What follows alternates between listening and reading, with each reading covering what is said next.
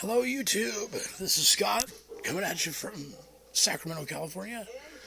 I've got more racing diecast for you. Basically, this should be a pretty good video. I figure it should pretty much roar from end to end here. I got the high-end stuff. I've got some of the low-end stuff. I've got most of the Hot Wheels stuff. I've got stuff that is so rare, nobody will tell me anything about it. So let's get right into it, and we'll talk about some of these things. First off, the basic Hot Wheels racing cars. Like I said, I've collected all of these. They're really bright colors. I like them a lot. This one here was a special promotional one for the Boy Scouts. Sure. Now, Hot Wheels also made a version of each of these in a deluxe look. Which leads me to my first point. If you're going to collect every paint scheme like I did, basically I collected every paint scheme from 1998, the 50th year of NASCAR, and there were a lot of them.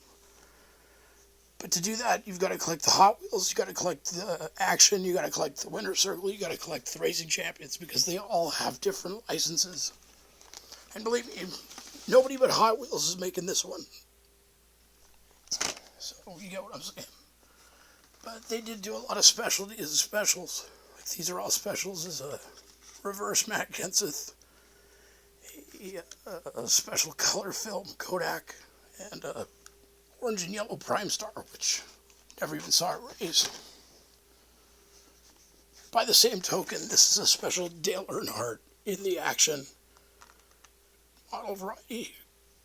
Total concept, which means the body lifts off. I'll show you that in more detail in a second. But this car was designed by Peter Max, who's an artist. He did a tie-dyed version of it for Dale. The car's worth quite a bit there. This right here is a Revell. They had to put the ones that advertise beer or cigarettes or chewing tobacco in boxes. Basically, boxes look like this. Which this one here is a Jimmy Spencer Winston Noble cigarette car. And I believe it was $25 new. So they were really trying to keep those out of kids' hands. There's a Winston Lights version of it. Then we got the Rusty Wallace Miller Lite Elvis. And the Smokin' Joe's Camel car. God, I wanted this so bad. I remember bugging my dad to loan me some money. Okay, these are just regular Action cars that are pretty cool. They came with these Protecto packs, where basically all of the art is cut to fit. So they'd have the official seal of authenticity there. The cover sheet here. A card reset back here. In the car, sitting there. Pretty cool. They're all metal. And I'm going to show you this total concept thing. This is the Ray Evernham Dodge. In fact, it was the first Dodge. But basically, you see how it's a nice, tight car. Rolls really well. I mean, it rolls good. Perfect.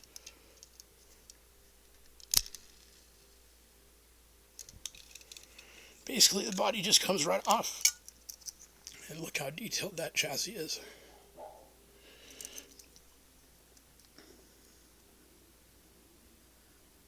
Pretty cool. Those were about $15 new. Now, wasn't a matter of having more money than usual when I bought so many diecasts in 1998. I just had more time, I think.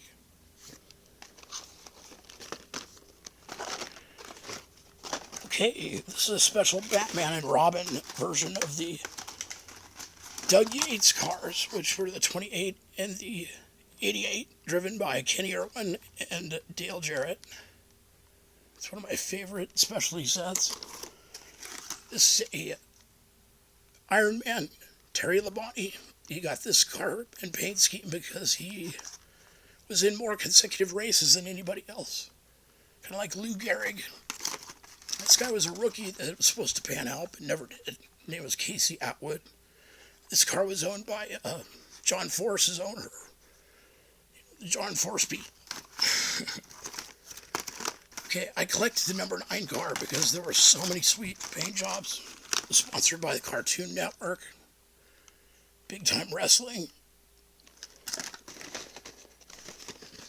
There's another Cartoon Network and Big Time Wrestling one. Specialty Toys R Us Chrome Edition.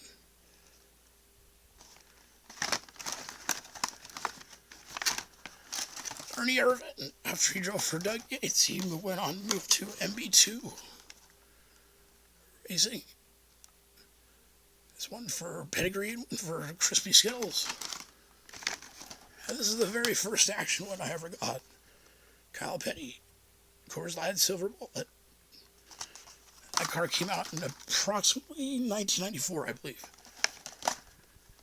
Now here's some Hot Wheels ones. They did the Get McRib car. I believe this was driven by Dennis Setzer, if I'm not mistaken. They had these test cars as well, and I got 3 of them. Could have got one of any of the drivers to drive for Hot Wheels. Jeff Gordon got a big deal with Pepsi in 1998. Here's his Busch car. Here's a Dale Jr. Superman car. $15 car new. Dale Jarrett, breast cancer awareness. Jeff Gordon, Superman. It's a chrome illusion car, which is pretty cool. Now, in the Hot Wheels stuff, if they ever had to make the Budweiser car say, they just make it say the driver or the team name, like this number 50 does. I didn't buy too many of those. I just would wait and get the one that had the right thing on it. Okay, here's a Terry Labonte Fruity Loops cereal, and then there's this Escape from Zombie Island Scooby-Doo car. Number 9, of course. I did get a couple of these 182. Wait, it's 187 scale. Dale Jr., of course. Now, Hot Wheels did a few specials. This one here is the Blues Brothers 2 movie that I promoted. Made the car look like a police car. This one was sponsored by the NFL Players Association. That's why it has goalposts instead of their loops. And this was a chase car for the whole test track thing. Basically, it's just a camo. It's a flat paint scheme for the testing for Daytona. And then here, I'll let you combine the looks from 1998 and 1989, which is the only years the car raced. Top is 1998, bottom is 1999.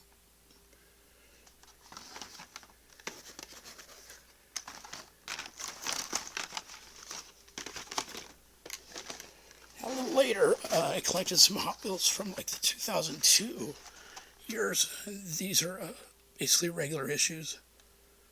We got Jeff Burton, Ryan Newman, Ricky Carr, I believe, yellow stripes on the back, and a Greg Biffle, who should be driving dump trucks, not stock cars.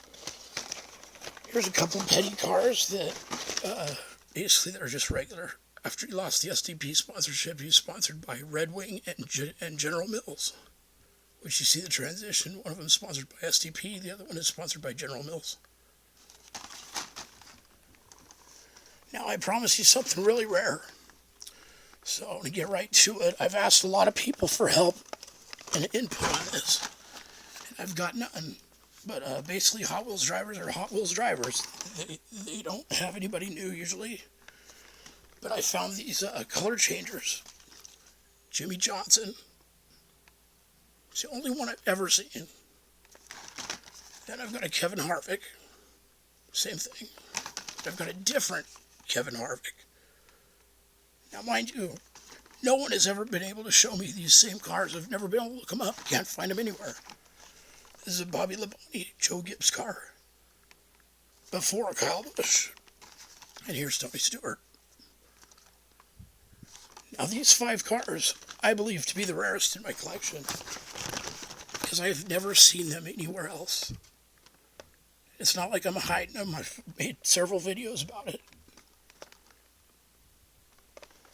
Tell me what you think in the comments. Help me with that one. Mark Martin, personal favorite of mine. Now, as you might have noticed, I do have all the Indy cars as well. There's a special Indy promotional one on the bottom. The Target Chip Ganassi guys, which dominated.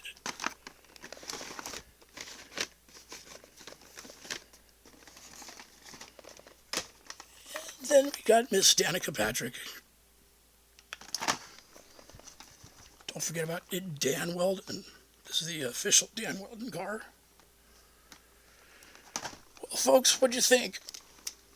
That's a good box right there. It's some of my favorite stuff. Some of the first stuff that I ever collected. This is Bus Pimp. What do you think? I like it. I like it a lot. I got another one I started yesterday. It's going to be basically called the